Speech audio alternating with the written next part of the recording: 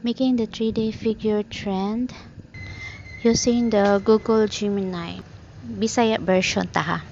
Pero kung wala pa mo Gemini, no worries, kay ato rata sa Play Store nga apps, kay ato i-download siya. So i-find nato ang Gemini sa search bar.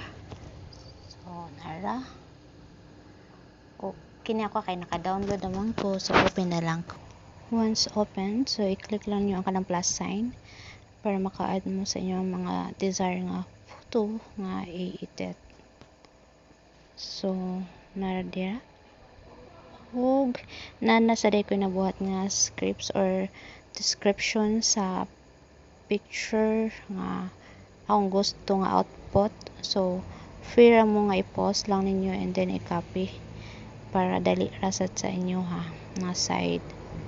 So pwede ra gyud na ninyo i-outro ang description para ma-achieve ang inyong desire nga output.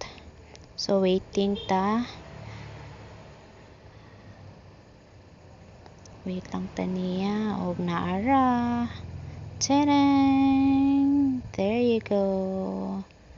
Muna na siya ang atong 3D figure trend karon. So i-download lang nato na siya diya sa ibabaw. Aron mato na sa to ang gallery. So pwede ra to ninyo i-open kana siya sa gallery na nako i-open. So balik ta sa Gemini. Unya pwede ra sa ta mo create kag another picture or edit nimo. So click na sad kag plus sign.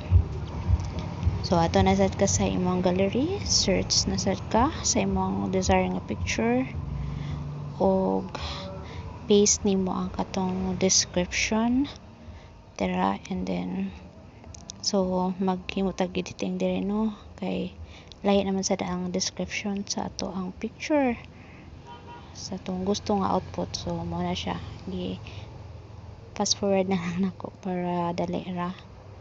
So as you notice, ang ato ang picture kay 4 media kabuo, pero ang akong gusto nga output kay duha lang, sila lang mama ug ni papa. So possible yun na siya, magdepende na sa imong description nga imong i-instruct ni AI.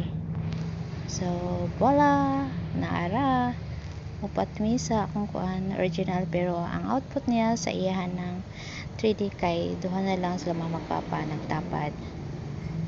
So nice kayo, og ako ipakita nga akong mga nahuman ganin.